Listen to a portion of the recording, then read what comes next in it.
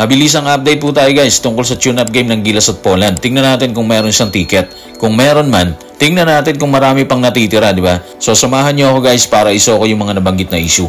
Pero bago yan, hihingi po tayo ng isang subscription sa lahat ng dumadaan sa ating munting channel kung nagugustuhan niyo ang ating palabas.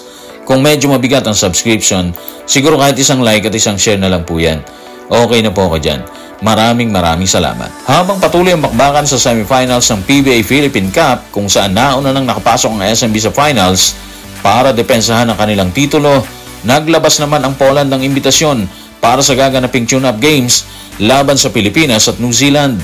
Narito ang kanilang imbitasyon. Tutukan natin si Coach Cadra sa kanyang Instagram account. Nagsimula ng bentahan ng tickets para sa laban. Mabibili ang mga tickets sa eBilet IG account. Okay, so focus tayo guys sa laban ng Gilas at Poland. Base sa eBilet, gaganapin ang bakbakan sa Sosnowiec ArcelorMittal Park Arena, Sosnowiec. Sa Poland po yan. And yung price ng tickets para sa ating mga kababayan na naandyan sa Poland, particular sa area ng Sosnowiec, nagkakahalaga po siya ng 27 zloty sa Category 1, habang nagkakahalaga naman ng 20 zloty and 50 cents ang Category 2. Kung titignan natin guys yung mapa ng ArcelorMittal Park, available na lang yung may kulay blue.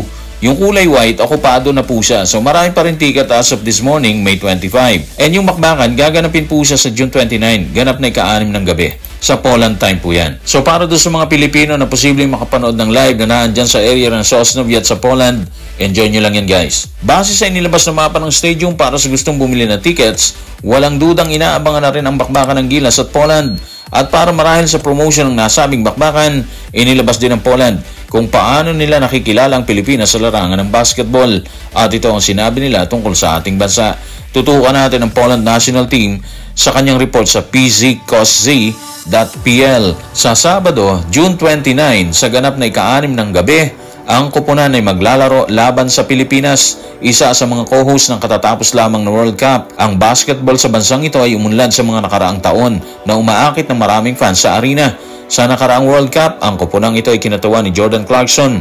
Naghahanda rin ng mga Pilipino para sa Olympic qualifying tournament. Okay, so obvious naman na patuloy na sinusuportahan ng mga Pilipino yung larong basketball, lalo na kung national team yan, di ba? Kung Gilas Pilipinas. Pero sa ngayon kasi, masakit man natin sabihin, nahihirapan ng PBA na i-market yung bawat laro niya. Parang ang hirap-hirap humakot ng fans sa venue kung hindi rin lang Hinebra yung naglalaro, di ba?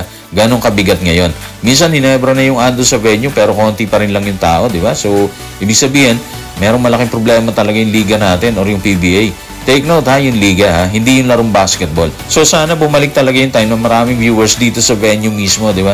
Maraming fans yung dumadayo kahit elimination round pa lang po yan. Kung paano may babalikin guys, hindi natin alam. At isa yan sa mga mabibigat na katotohanan. So guys, maraming salamat.